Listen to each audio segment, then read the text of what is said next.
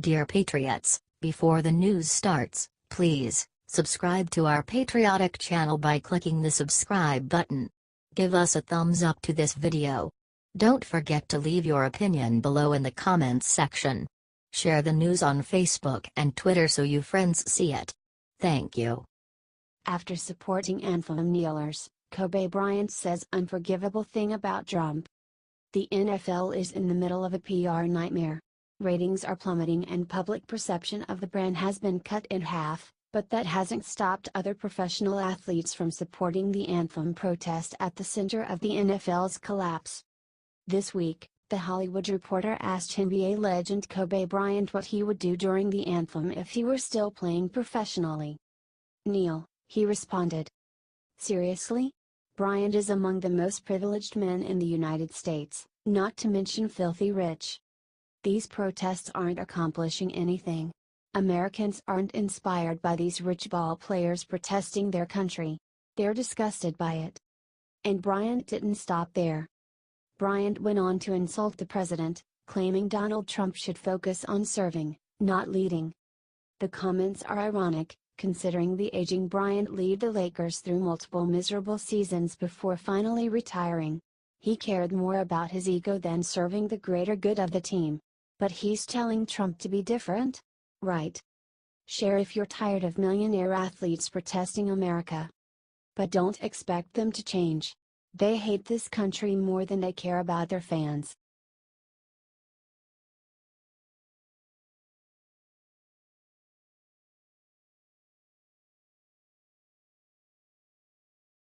UNLV professor just caught on video brainwashing students to think Trump caused Vegas massacre.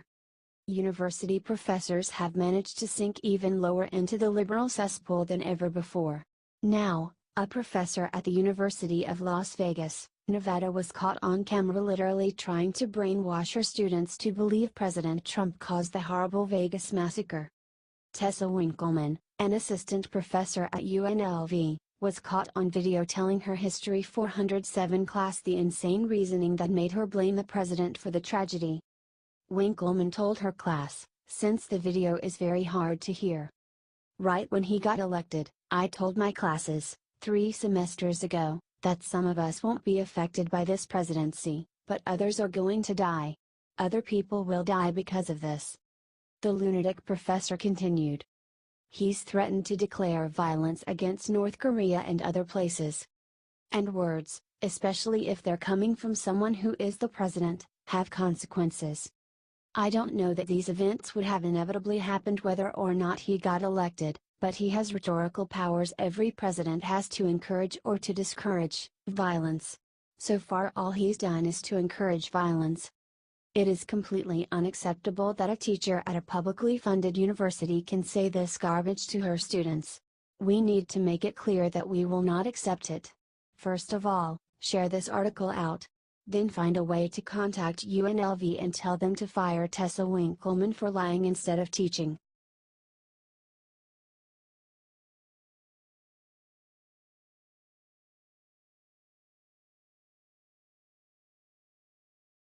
After student steals MAGA hat, police deliver justice that will destroy her life.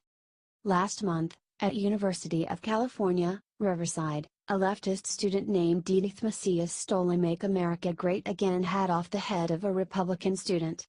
Video of the event has since gone viral. "This is mine. You do not get to take other people's property that is legally theirs in this county," Matthew Vitale, the hat's owner, tells the hat snatcher in the video. "Your f***ing freedom of speech is genocide, homeboy. Is that what you are trying to represent?" Macias shouts back. Macias then continues to attack the First Amendment. Your f***ing freedom of speech, boy," Macias screams. "Your freedom of speech is literally killing a lot of people out there. That's what it is. Because you're out there wearing hats like these that promote laws and legislations that literally kill and murder in the masses, people of color."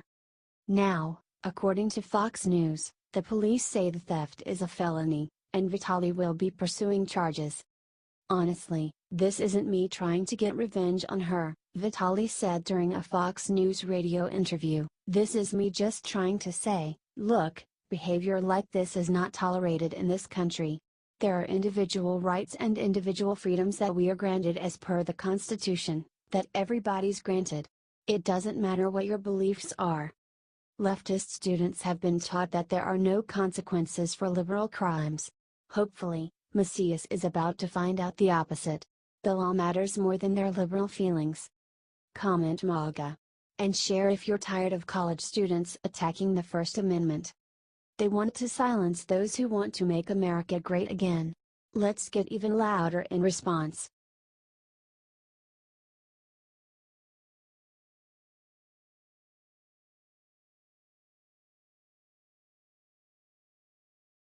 California just became first sanctuary state, then ICE director drops a bombshell on illegals. Yes, you read that title correctly. California Governor Jerry Brown, a far-left nut job if there ever was one, has turned the Golden State into a safe haven for illegal aliens, which includes illegal criminals. This is how far the left is willing to stoop. However, ICE Acting Director Thomas Homan isn't going to put up with Brown's BS. Homan says the law will undermine public safety and hinder ICE from performing its federally mandated mission. Yup. So true. He added, SB 54 will negatively impact ICE operations in California by nearly eliminating all cooperation and communication with our law enforcement partners in the state. Homan also said, ICE will have no choice but to conduct at-large arrests in local neighborhoods and at work sites, which will inevitably result in additional collateral arrests, instead of focusing on arrests at jails and prisons where transfers are safer for ICE officers and the community. ICE will also likely have to detain individuals arrested in California in detention facilities outside of the state, far from any family they may have in California. Holman sounds like a strong leader who loves his country, someone fit for the job. California houses an estimated 2.3 million illegal aliens. Think about that for a second. If you stand with ICE, dear Homan and America, let us know about it in the comments section. HT ABC 7.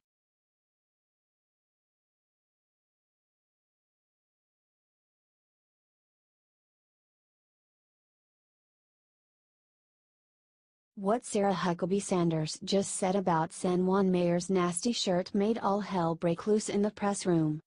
San Juan Mayor, Carmen Yulín Cruz, has been more concerned about playing politics than she has been about the well-being of her own people.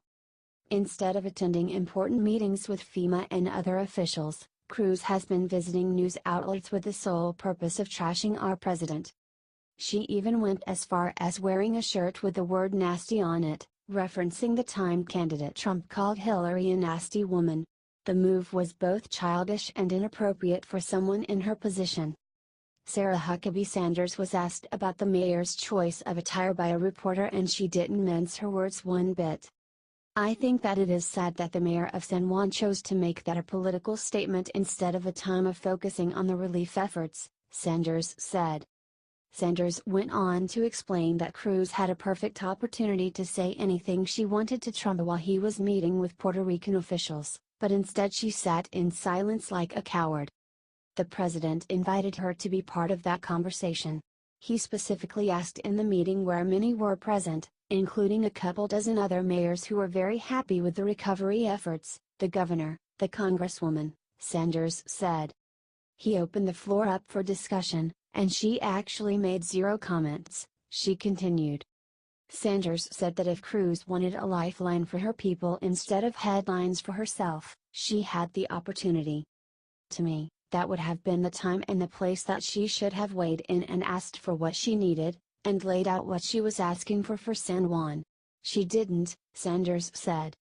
Sanders then rebuked the mayor for putting herself before the people of her community. Instead she chose to wait until the president left and then criticize him on TV, which I think is the wrong thing for her to do for her constituents. And I hope next time she's given the opportunity to help her constituents, she'll take it. I'm sure her constituents feel the same way as Sarah Huckabee Sanders.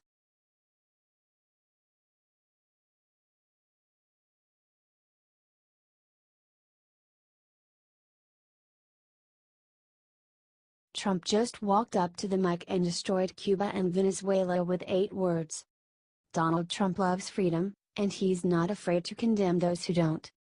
During a White House gathering focused on Hispanic heritage, the president took the opportunity to shut down supporters of communist Cuba and Venezuela. As I announced before a wonderful crowd in Little Havana earlier this year, we will not lift sanctions on the Cuban regime until it delivers full political freedom for the Cuban people.